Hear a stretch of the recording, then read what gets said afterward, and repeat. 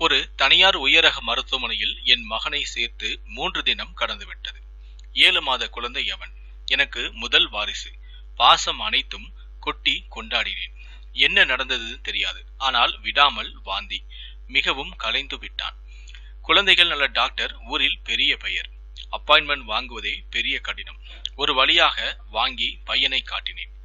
டெத்தஸ்கோப் மூலம் பரிசோதித்துவிட்டு மலமளவென்று ஒரு லெட்டர் பேடில் எழுதி, இதை செவிலிடம் கொடுங்கள், அவர் சொல்வது போல உடனே செய்யுங்கள் என்றார். இது முதல் நாள்.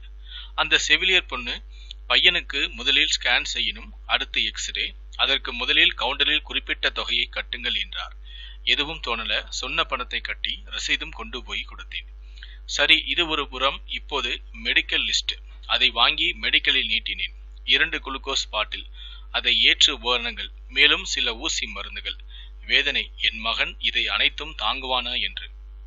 அவன் வயிற்றில் ஒன்றுமில்லாமல் கஷ்டப்படுவதை எந்த தகப்பனால் தாங்க முடியும்? திரும்ப ஓடி ஆடி விளையாட வேண்டும். இது ஒன்றுதான் என்னோட லட்சியம். 2ஆம் நாள் அனைத்து ரிப்போர்ட்டும் வந்தும் சரியான விளக்கமும் இல்லை. ஆனால் குளுக்கோஸ் பாட்டில் தொடர்ந்து ஏறிக்கொண்டே இருந்தது. பொறுமை இல்லை எனக்கு. பணம் போனால் கவலை இல்லை, பையன் முழித்து பார்த்தாலே போதும் என்ற நிலைமைக்கு வந்தும் விட்டேன். மன அழுத்தமாக இருந்ததால் வெளியே போய் வருவோம்னு கிளம்பி சென்றேன்.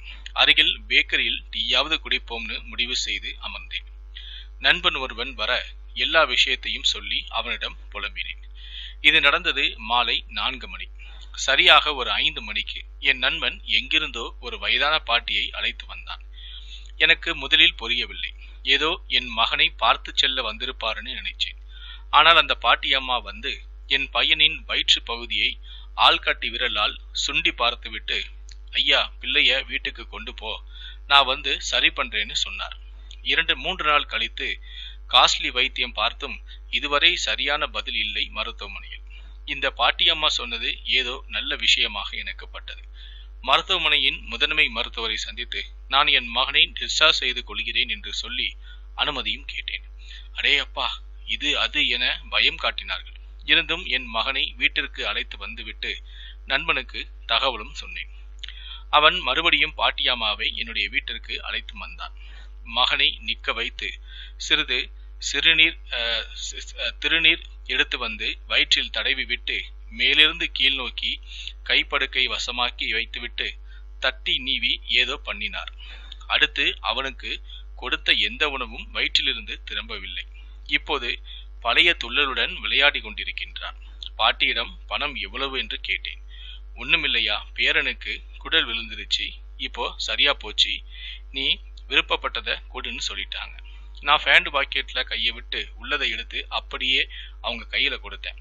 அத்தனை கந்தலிலும் அந்த பாட்டியம்மா எடுத்ததோ வெறும் 50 ரூபாய் மட்டும்தான்.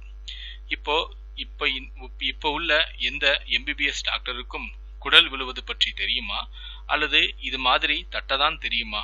எனக்கு புரியவே இல்லை. அந்த பாட்டியம்மாவுக்கு என்னுடைய கோடான கோடி நன்றிகள். கடவுள் போல வந்து என் குழந்தையை காப்பாற்றிய அந்த பாட்டியம்மாவுக்கு என்னுடைய கண்ணீர் மல்க என்னுடைய நன்றிகள். இந்த வீடியோவை பற்றிய உங்களுடைய கருத்துக்கள் என்ன அப்படிங்கிறத கீழே இருக்கக்கூடிய கமெண்ட் செக்ஷன்ல மறக்காம சொல்லுங்க. நன்றி, வணக்கம்.